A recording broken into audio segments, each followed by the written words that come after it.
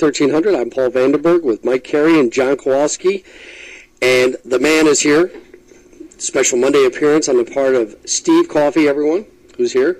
Very quiet this morning, though, because the Bronfman sisters are here. Claire and Sara are both here this morning, and it's a pleasure to see both of you. Thank you. We've already spent the first half hour talking to them. I want to talk to them a little bit in this half hour about the Dalai Lama, who are you both personal friends with, and how did that relationship all begin? Sara actually is, more so than I. Yes, I am.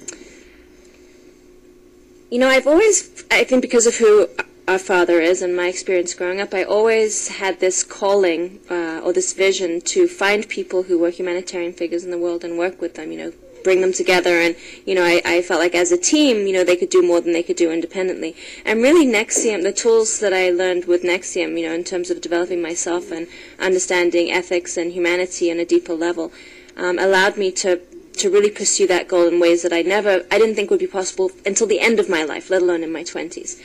And about 2.5 years ago, I heard His Holiness speaking, and he speaks beautifully. I don't know if you've heard him. I have. Only on tape, but I've heard him. Yeah, and me too at that time. He does speak beautifully, yeah. He does, and he speaks so simply about such deep and important issues, I think, and it really spoke to me. And in listening to him, I recognized that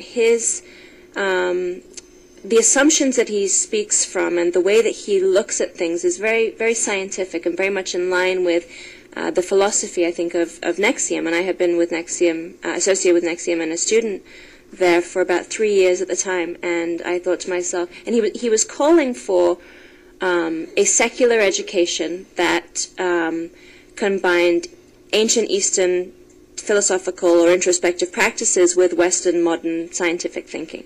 And I thought to myself, wow, that kind of sounds like what we do.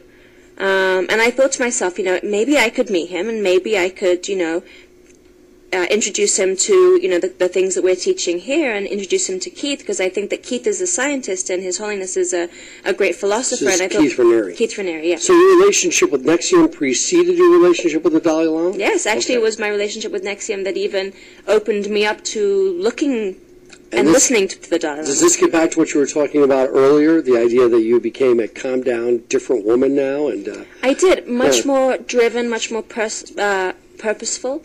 And capable, capable of saying to myself, I want to meet the Dalai Lama, and going on pursuing that goal and making it happen. I mean, that really, the tools of NXIVM is a goal-setting program, and that's really, that was my goal, and it took me 2.5 years, but I very persistently worked towards it. Okay. So I, through different networking relationships and, people that I have access to, was introduced to... Let me ask, was this somebody you wanted to meet that you introduced to Keith Raniere, or was this somebody that Raniere may have pushed you to meet? No, I wanted to meet him, yeah. I mean, I was literally in my bedroom one day listening to his tapes, and I thought to myself, wow, this guy is amazing. He's got it. Yeah, and then I became very interested and started following him and understanding him. The more I got to understand him, the more remarkable of a man I thought he was. He does really get back to your own self-description, and that is he's highly humanitarian. Yes. Very humanitarian. Claire, how did you are you as fond of the Dalai Lama as Sara is? Do you have a close relationship with him? I don't have a close relationship. I mean, watching from afar, he's a man that I hold in very high regard. I am in awe of him. I think that anyone that has been through the type of life that he has been through, who is able to uphold the type of values that he's able to uphold, I mean, I can't even fathom what it must be like to have been kicked out of your country, more than 50 years ago, to have an entire nation to lead through the atrocities that exist for his people, and do it in a way that is so humble, so noble, so, non-violent. I had the great fortune of going out to Dharamsala, and when I was there, I saw so many of the Tibetan people. They're beautiful, and they're so joyous, they have these wonderful smiles on their faces, and I kept thinking, wow, it's really remarkable to me that these people are so joyous and seem so at peace with themselves, and I think really that attributes to His Holiness's leadership. Now, he'll be here Wednesday at the Palace. Yes. What does that mean regarding... You seem like you're pretty pumped up that he's coming, Claire. I thought Sara was the one that was closest to him, but you seem the happiest that he's coming. Is he here yet? No. Okay. He's in New York. Okay, he's in New York, and he'll come up here within the next, I'm sure, 48 hours. Now, before he was going to do a bit of a tour, we had the folks from St. Rose here, and they were going to see him. The University at Albany, I believe, was going to see him. Skidmore wanted to see him. What happened to those visits? Are they not going to happen now? Yeah, not this trip. Okay, actually, not this trip. Yeah, just to clarify, that was Clare and I's foundation, the Ethical Humanitarian Foundation.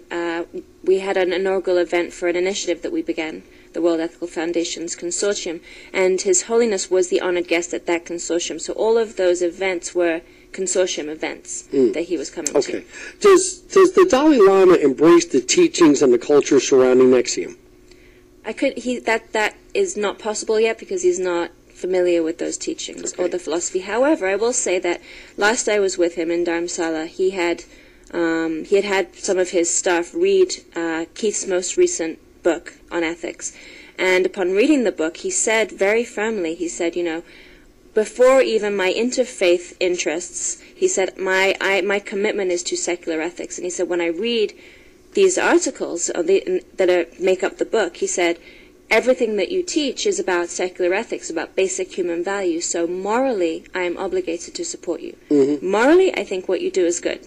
Morally, what he thinks is good. But I would think the issue, correct me if I'm wrong, you both know much better than I, the difference between a Dalai Lama and a NXIVM would be money, right? There's much more money involved with NXIVM than there is with the teachings of the Dalai Lama and Buddhism, correct? Is money an issue? I'm not sure that I would say that it would be even fair to compare them in that way. Okay. I mean, I think you're talking apples and oranges, to be quite frank. Is NXIVM a business? Yes. I don't think that is the drive of NXIVM. Let me draw a better comparison for you. I don't know the Dalai Lama. I am familiar with, but do not intricately know his teachings.